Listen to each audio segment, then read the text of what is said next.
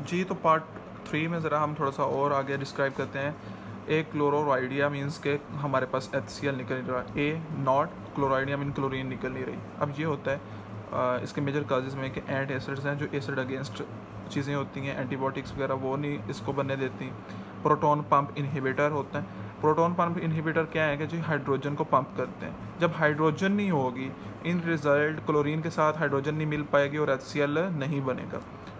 Autoimmune disease में ये होता है कि जो HCl सेक्रेटिंग सेल हैं वो डैमेज हो जाते हैं, और सर्जरी में भी सेम काज। कॉन्सिक्वेंसेस क्या होते हैं? कॉन्सिक्वेंसेस ये होते हैं कि iron, calcium, folic acid, vitamin C and D absorb नहीं हो पाते। डिफेक्टिंग इन एब्जॉर्ब की वजह से डिफरेंट कंडीशंस डेवलप हो सकती हैं, जिसमें अनीमिया मोस्ट प्रोबेबली अनीमिया होता है। ठीक है जी। पेंक्रियाटस में क्या है कि जी पेंक्रियाटस में पेंक्रियाज जो है इन्फ्लेमेशन काज कर देता है। इसकी एक बड़ी मेन रीज़न ये है, जो पेंक्रियाटिक पेप्टाइड्स होते हैं उन्होंने एक्टिव होना होता है जाके स्मॉल इंटेस्टाइन में विद द हेल्प ऑफ इंटेरोपेप्टाइड्स। इंटेरोपेप्टाइड्स ने क्या करना है, ये एक पॉलीपेप्टाइड चेन है, इसका सेंट्रल पेप्टाइड लिंकेज ब्रेक करना है और इसको एक्टिव कर देना है। लेकिन जो हमारे पास पेंक्रियाटिक पेप्टाइड्स में काइमोट्रिप्सिन होता है, वो पहले ही एक्टिव हो जाता है पेंक्रियाज में स्मॉल इंटेस्टाइन में जाने से पहले, और इन्फ्लेमेशन काज कर देता है। इसका टेस्ट क्या है जी? Serum amylase concentration test. ठीक है।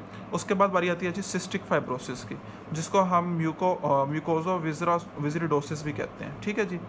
इसमें क्या होता है? इसमें ये होता है कि जो कंसंट्रेशन ऑफ क्लोरीन है वो बहुत ज़्यादा हो जाती है। अब म्यूटेशन इन सिंगल जीन होती है, जो कि होती है सिस्टिक फाइबर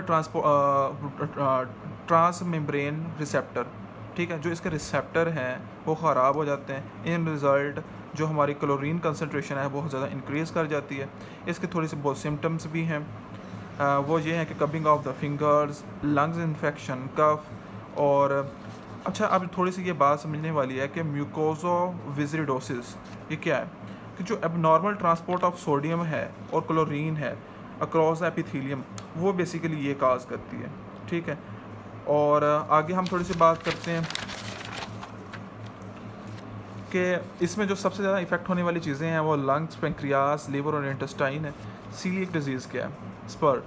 ठीक है। इसमें क्या होता है कि जी इम्यून मेडिएटेड डैमेज होती है इंटेस्टाइन को ग्लूसन खाने की वजह से। ग्लूसन हमारी वीट में और ग्रेन्स में मौजूद होती है।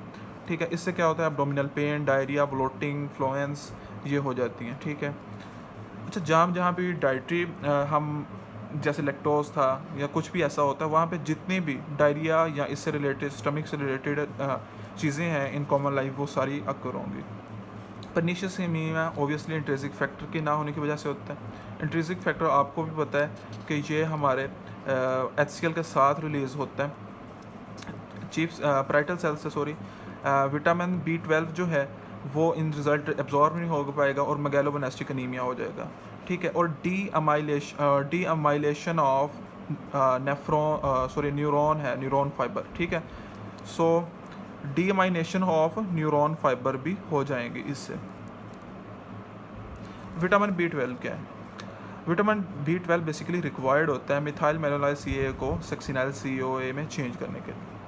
अब जब ये कन्वर्जन नहीं होगी, ओबियसली ये चीज़ एक्यूमुलेट हो जाएगी, इसे हम फोली ट्रैप भी कहते हैं। ठीक है।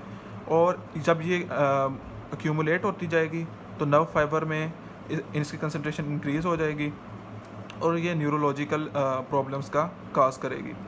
अच्छा, उसके बाद विटामिन B12 की बात करते हैं कि जी और कहाँ पे यूज़ होता है। बेसिकली ये 5 मिथाइल टेट्रा हाइड्रोफोलेट में भी यूज़ होता है। अब ये कन्वर्जन नहीं हो रही इसकी भी। ठीक है। फिर N5 और 10 में। ठीक है। जब कन्वर्जन नहीं हो रही होती टेट्राहाइड्रोफ्लोराइड की, तो वो एक्यूमुलेट हो जाता है। जब एक्यूमुलेट हो जाता है तो वो भी डिफरेंट प्रॉब्लम्स क्रिएट करता है। बेसिकली जो 5 मिथाइल टेट्राहाइड्रोफोलेट है वो हमारे DNA में हेल्प करता है। अब DNA में आपको पता है बेसिस होती हैं प्यूरिन्स और पैरामिडाइंस, ये उनका प्रिकर्सर होता है। जब ये नहीं होंगी तो DNA फॉर्मेशन नहीं होगी, लेकिन स्टिल RNA होगा। RNA अपनी सिंथेसिस जारी रखेगा और वो जो RBC का साइज़ है वो बड़ा अजीब व गरीब और बड़ा कर देगा। मतलब वहाँ पे साइज़ जो एबनॉर्मली इंक्रीज़ कर देगा, जैसे हम मैगेलोमोनेस्टिक एनीमिया कहते हैं, और इन रिजल्ट परनीशियस एनीमिया भी हो सकता है। That's all about the GIT। Thank you for watching. जज़ाकल्लाह।